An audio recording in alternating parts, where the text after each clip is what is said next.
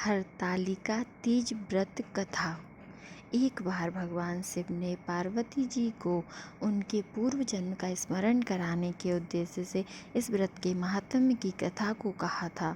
शिव जी बोले, हे गौरी पार्वतराज, हिमालय पर स्थित गंगा के तट पर तुमने अपनी बाल्य अवस्था में 12 वर्षों तक अघोर मुखी होकर घोर तप किया था।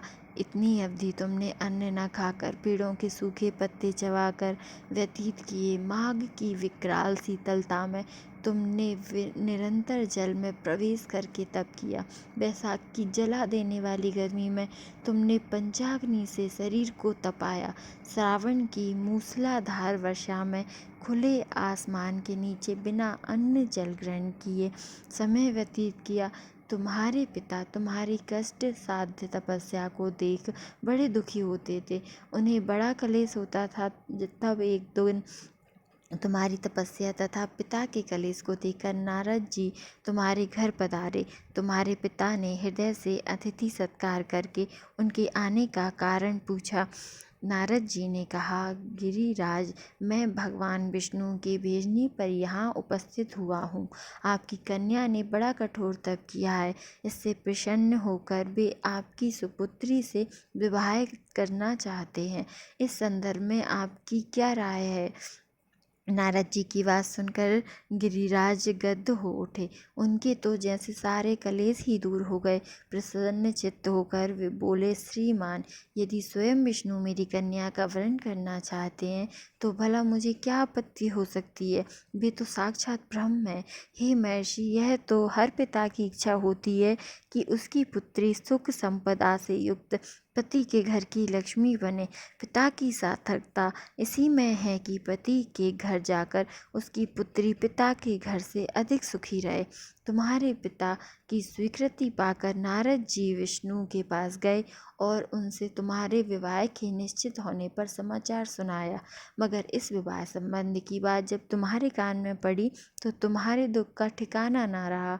तुम्हारी एक सखी ने तुम्हारी इस मानसिक दशा को समझ लिया और उसने तुमसे उस विक्षिप्तता का कारण जानना चाहा। तब तुमने बताया, मैंने सच्चे हृदय से भगवान शिव शंकर का वरण किया है, किंतु मेरे पिता ने मेरा विवाह विष्णु जी से निश्चित कर दिया। मैं विचित्र धर्म संकट में हूँ। अब क्या करूँ? प्राण छोड़ देने के अतिरिक्त अब कोई भी उपाय शेष नहीं बचा है। तुम्हारी सखी बड़ी ही समझदार और सूझबूझ वाली थी। उसने कहा, सखी, प्राण त्यागने का इसमें कारण ही क्या है? संकट के मौके पर धैर्य से काम लेना चाहिए।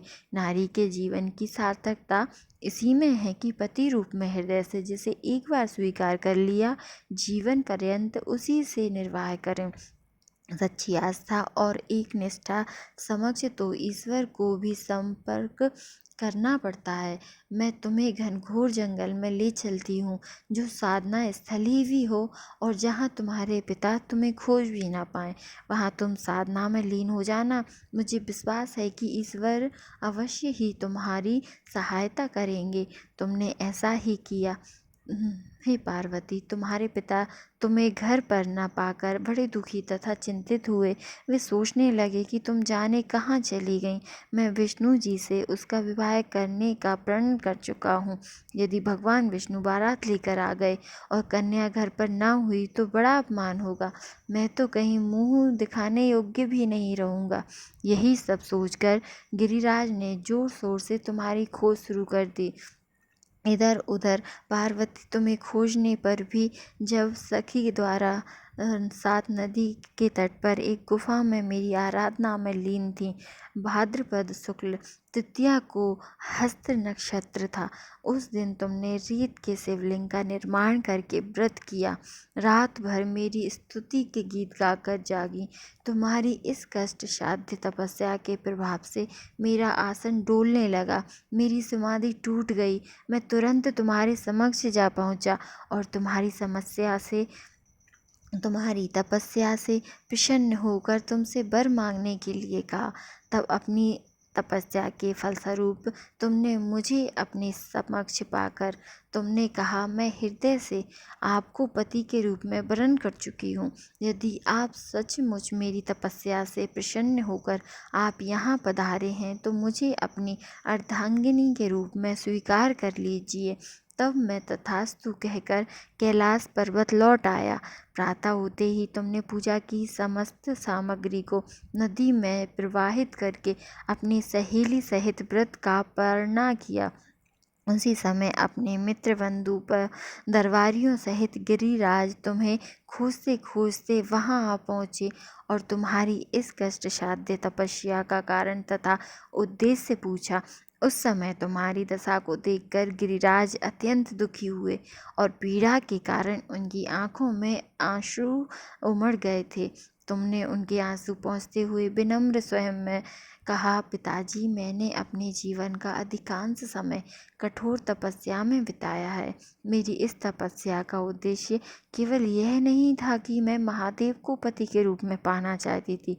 आज मैं अपनी तपस्या की कसौटी पर खरी उतर चुकी हूँ। आप क्योंकि विष्णु से मेरा विवाह करने का निर्णय ले चुके थे, इसलिए मैं अपने आराध्य की खोज में घर छोड़कर चली आई।